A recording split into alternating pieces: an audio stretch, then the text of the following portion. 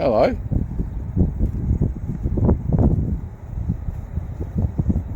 What's going on? Oi, oi.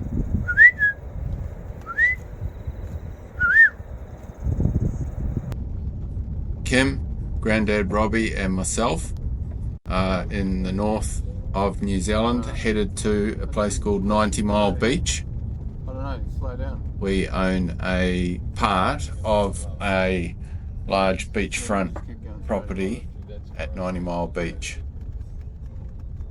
It's remote, it's off-grid, and it's beautiful.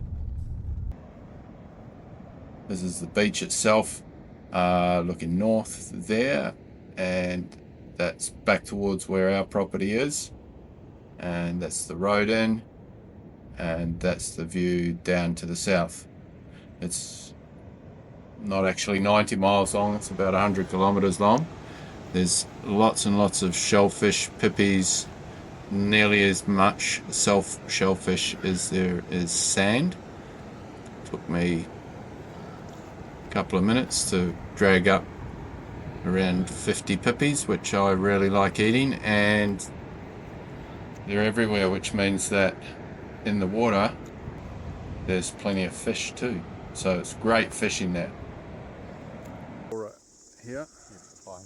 This is the back access way to the property. Oh. This is we're on the land here. Looking south there, you can see it gets pretty windy. It's a bit of brush and that's a beautiful place. The reason that we are looking at selling is it's family owned by about 5 different family members and friends, and no one really has a use for it in our group, and everyone agrees that it is time to sell. Hello. Plenty of horses on the property. They're all wild horses. G'day. How you going? You want pets and hugs and kisses? They smell fantastic. There was probably 60 on the property the day I was there. Obviously the fencing is not fantastic, but as you can see, it's a beautiful, beautiful place. How you going? It's around 90 acres and 1.2 kilometres of beachfront. Already been subdivided into 3 30-acre blocks. Horses there. Horses there. That's the view from the highest point. In the distance, horses over there. In the distance there, Kimmy over there, she was lost. She didn't want to stick with the great navigator Spencer.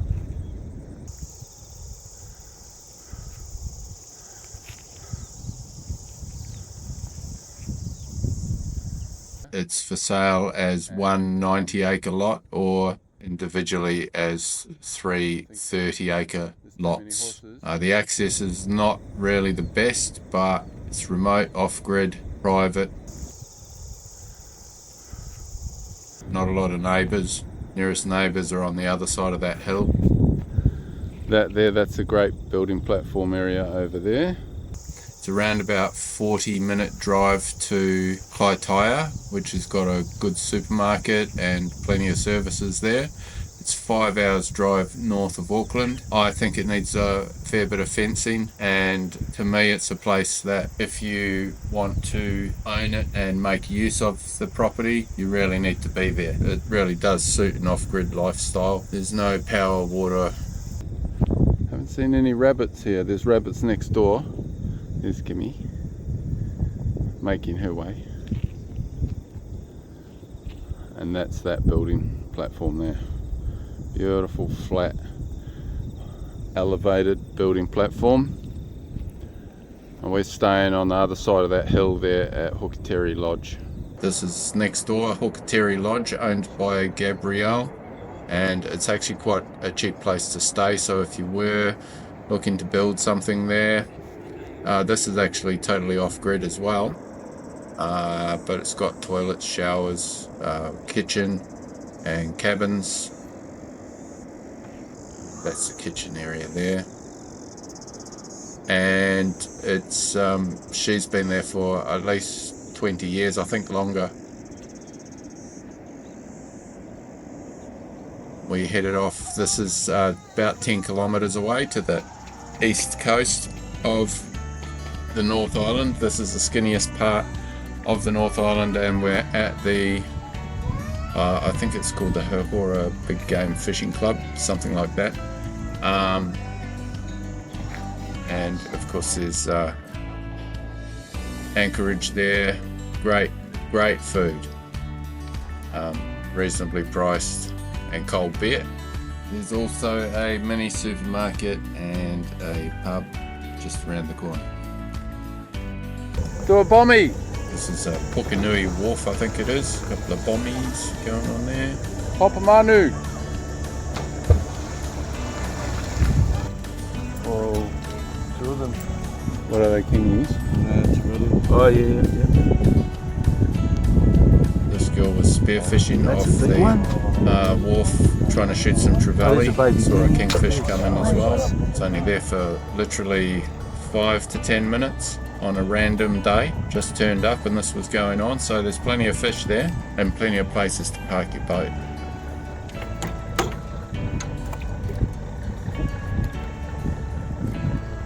Oh, there they are. Ooh. Yep. Oh, so close.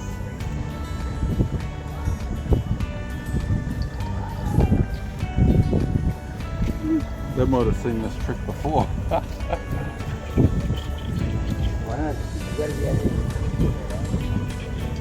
There's a snapper coming in on the line. Oh, baby snapper. I reckon if I'd been there another 10 minutes I might have seen a bigger snapper. Oh, dear. Good luck.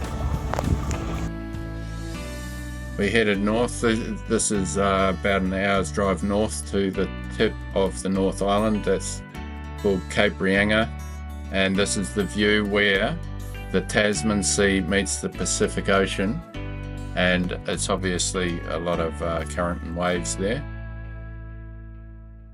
There's Kimmy, and there's the that's how far it is to Sydney, London and Tokyo.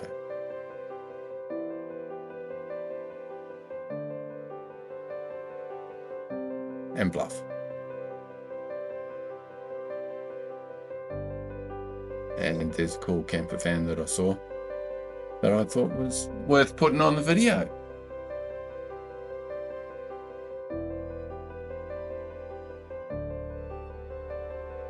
Granddad Robbie, the Oracle. This is Tapo to Tapo Bay, and you can camp here for $15 a night, right near Cape Riyanga.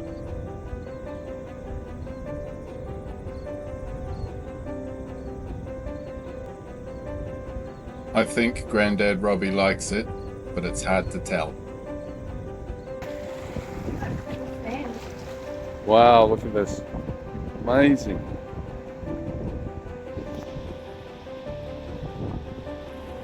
Rugged coastline, as you can see. Be very good diving there, although I didn't actually dive in this spot.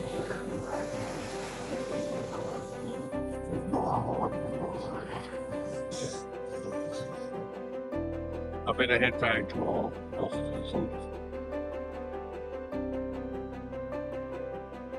And we headed down south to Fongoa Harbor.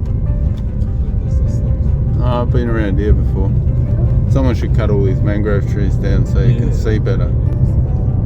It's better.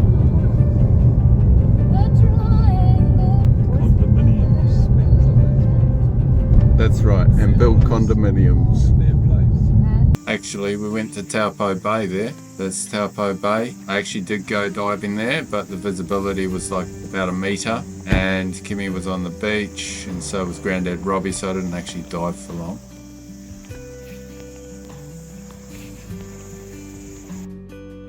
This is Fongoa Harbor here, and this is also a really good place to park your boat. I think this was about an hour, maybe an hour's drive from our spot at 90 Mile Beach. On this side of the harbour there's the Fongoa Big Game Club, or something like that it's called, and on the other side of the harbour is another township which also has a harbour and might actually be the main town, I'm not sure. But as you can see, it's got a pretty good marina there and some pretty flash boats.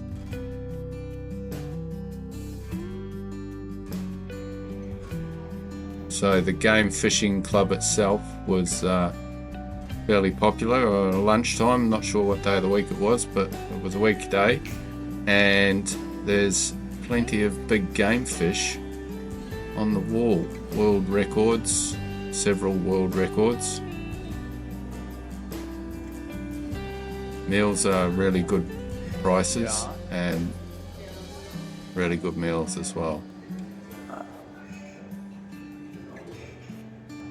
One of the ways you get beer in New Zealand is in crates. So you take your empty bottles and swap them for full bottles. It's called Swap a Crate. And then we flew home. So if you're interested in a block of land in New Zealand, we're asking around 1.2 million for the whole 90 acres, which is pretty good value, I reckon. The blocks are also for sale individually.